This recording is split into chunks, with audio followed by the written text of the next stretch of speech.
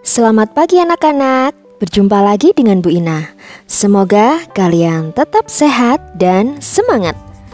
Hari ini kita akan belajar tentang materi kelas 5, tema 6, subtema 1, pembelajaran 3. Disimak baik-baik ya pembelajarannya. Pernahkah kalian membaca buku? Buku merupakan salah satu media cetak yang menjadi sumber informasi yang paling sering digunakan masyarakat hingga saat ini. Apakah kalian memiliki buku serupa dengan buku pada gambar berikut? Buku tersebut berisi informasi tentang peristiwa alam yang terjadi di sekitar kita. Selain terdapat teks penjelasan, di dalam buku itu juga terdapat gambar-gambar yang mendukung penjelasan informasi yang diberikan. Gambar-gambar tersebut juga membuat buku itu semakin menarik bagi pembacanya.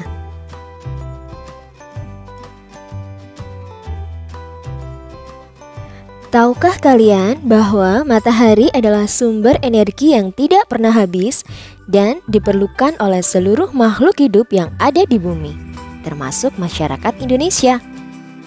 Manusia dan lingkungan sekitar memerlukan sumber energi panas untuk kelangsungan hidupnya. Semua makhluk hidup yang ada di bumi melakukan hubungan dengan sesama makhluk hidup maupun dengan lingkungannya. Lingkungan alam terdiri atas benda mati dan makhluk hidup.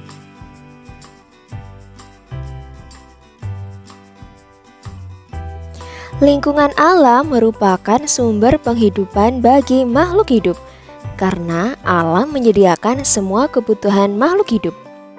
Benda mati dan makhluk hidup saling memengaruhi antara satu dengan yang lainnya, bahkan antar keduanya saling berkaitan. Benda mati dan makhluk hidup saling memengaruhi antara satu dengan yang lainnya, bahkan antar keduanya saling berkaitan. Salah satu bentuk hubungan antara benda mati dan makhluk hidup adalah jenis tanah, suhu, dan curah hujan di suatu tempat dapat memengaruhi jenis tanaman yang tumbuh dan hewan yang berkembang di daerah tersebut. Makhluk hidup juga dapat memengaruhi benda mati loh. Contohnya, daerah yang banyak tumbuhannya akan menyebabkan daerah tersebut menjadi lebih sejuk. Daerah yang masih banyak tumbuhannya cenderung memiliki air tanah yang baik dan berlimpah. Hal ini terjadi karena tanaman membantu tanah untuk menahan air dan menyimpannya di dalam tanah dengan baik.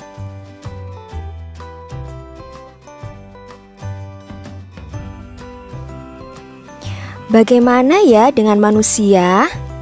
Hubungan antara manusia dan lingkungan alam dapat dikelompokkan menjadi dua. Pertama, hubungan yang membuat manusia harus dapat menyesuaikan diri dengan alam. Dan yang kedua adalah hubungan yang membuat manusia dapat memanfaatkan alam sekitarnya.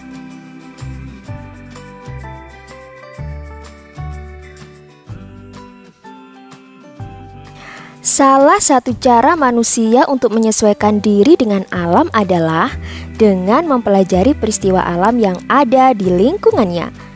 Para petani harus menyesuaikan waktu tanam dengan musim hujan agar tanamannya dapat tumbuh dengan baik. Dan para nelayan memilih waktu untuk berlayar menyesuaikan dengan keadaan cuaca agar terhindar dari bencana dan memperoleh tangkapan ikan yang banyak.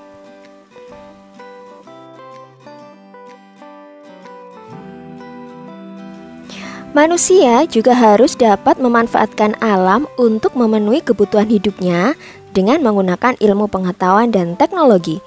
Contohnya, untuk menanggulangi akibat kemarau panjang yang menyebabkan penurunan hasil pertanian, manusia mencoba membuat hujan buatan. Pembuatan hujan buatan ini tentu dengan menggunakan pengetahuan dan teknologi. Wah, hebat sekali ya manusia. Manusia mempunyai kemampuan untuk mempelajari keadaan lingkungannya dan melakukan penyesuaian untuk bertahan hidup. Hal itu karena manusia memiliki hak untuk memenuhi kebutuhan hidupnya. Berbicara soal hak, apa sih hak itu? Hak adalah segala sesuatu yang kita terima. Anak-anak juga memiliki hak loh. Perserikatan Bangsa-Bangsa atau PBB mensahkan Konvensi Hak Anak pada tanggal 20 November 1989. Konvensi ini bertujuan untuk memberikan perlindungan terhadap anak dan menegakkan hak-hak anak di seluruh dunia. Konvensi Hak Anak merupakan sebuah dokumen yang dibuat oleh Perserikatan Bangsa-Bangsa yang secara resmi memberikan hak-hak kepada anak-anak sedunia.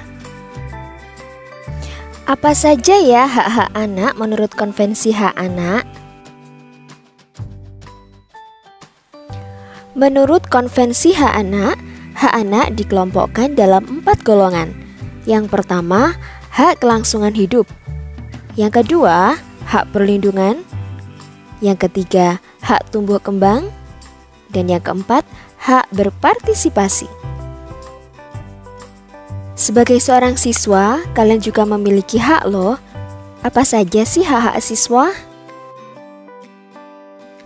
Menurut Peraturan Pemerintah Nomor 28 Tahun 1990, yang dimaksud dengan hak-hak siswa adalah hak untuk yang pertama, mendapatkan perlakuan sesuai bakat, minat, dan kemampuan.